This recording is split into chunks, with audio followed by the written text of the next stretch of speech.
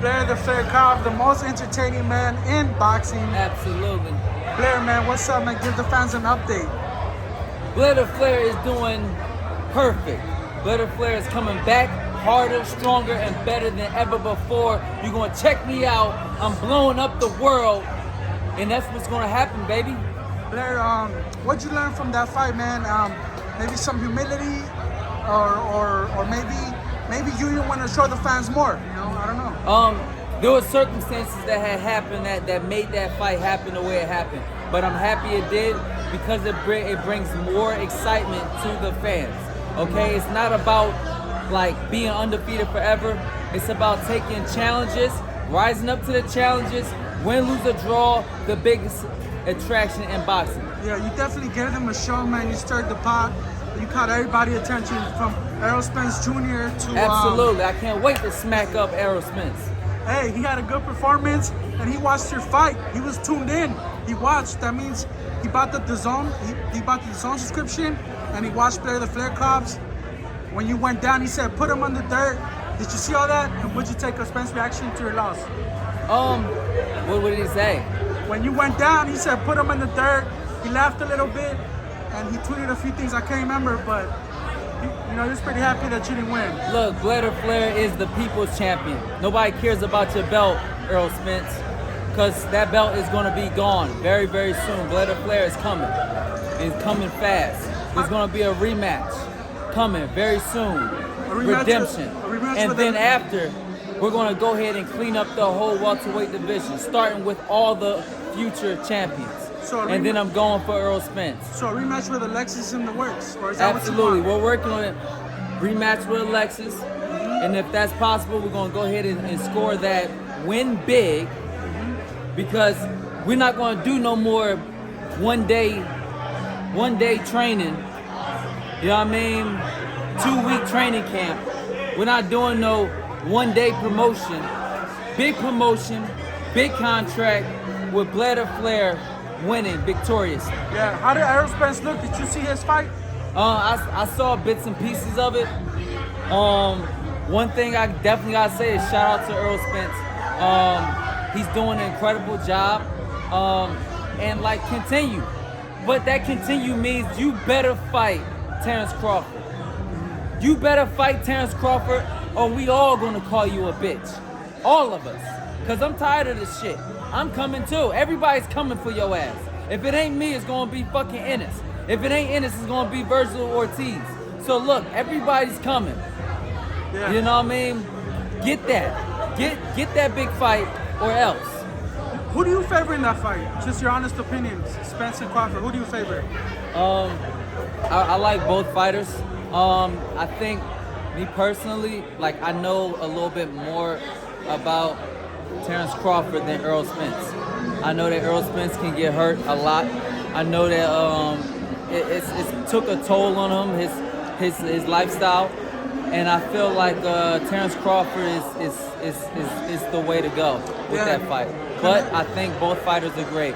Terrence Crawford tweeted out that now we know who's number one immediately after Canelo lost to Dimitri Bivol. Did you watch that fight? What did you think of One thing's for certain. You're not number one until you face the great one. I'm just saying, the great one. Face me, then you can call yourself number one because I'm your kryptonite, baby, and it's coming. What did you think of Canelo's fight with Bivol? I thought it was a great show, a great attraction with a little bit of drama. We didn't get the victory with Canelo. Great. I'm tired of people taking easy fights. I'm tired of this, like everybody wants to be undefeated and untouchable. I want to see some ups and downs. I want to see the reality of humanity. Truth be said, Alexis Rocha was your best opponent. He's a great fighter. There's no shame in losing to him, you know? He's I don't know if he was my best opponent. He's not your best opponent? I don't know. Because technically, I had a lot of really good fighters that's under my belt. Yeah. You know what I mean? There was a guy named Villalobos. People don't know how good that man is. But I fought him while he was undefeated. You get what I'm saying? Yeah. I had Caribbean. Yeah. People don't know how good Caribbean is. You know, we don't know how good any of these people are until they're faced against great opposition. Yeah. We don't even know how good Alexis Rocha really is until he faced Blair Flair at 100%. No 3-week notice, no 1-day promotion, 1-day contract having, none of that bullshit. Let's see it. Let's see the real. Yeah. You know what I mean? Because we already seen what happened with Rashidi Ellis. Yeah. Last thing, what'd you think of Bivol's performance? And is he in your pound for pound list now, man? Are you a fan of Bivol? What do you think of? I didn't know who the hell Bivol is. You know, there's more fans that know Blair Flair than Bivol. You know what I mean? But right now, Bivol is the man. He beat the man to be the man, and I'm happy for him. I hope that he scores big on another big opportunity, or create some kind of more big buzz to have another exciting fight. Go ahead, finish. I think that he's just the kryptonite for a very good, solid opponent like Canelo. Like, who's better to fight him than somebody like Bivol? One, Canelo bit off more than he can chew. The guy's huge. He's like, his weight class is way up there. He's consistent. He's throwing fast and high volume punches. What's going to happen? He's going to take a loss. Odds is Canelo can't change things in a rematch, and if he doesn't take a rematch, where does Canelo go from there? taking other great fights. At 168, 175? I don't know. It seems to be like up to him at this point. He just keep going up and up and up in weight class. Yeah. Why not come down in weight class? Yeah. Why not fight some of the top fighters that are actually the biggest names? Who else? I don't know.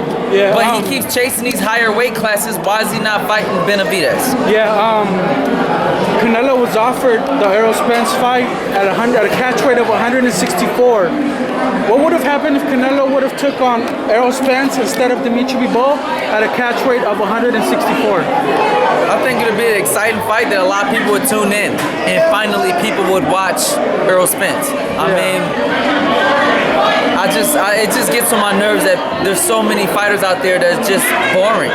You know, they might be a little bit exciting in the fights, but boxing is bigger than just throwing punches. So right now we're looking at a possible megastar in Blair Flair coming soon. All right, Blair, give me that trademark send off. You can check me on Instagram, Twitter, and Facebook at Blair Flair for more exciting content. BlairFlair.com. Woo! Cause nobody does it better, baby.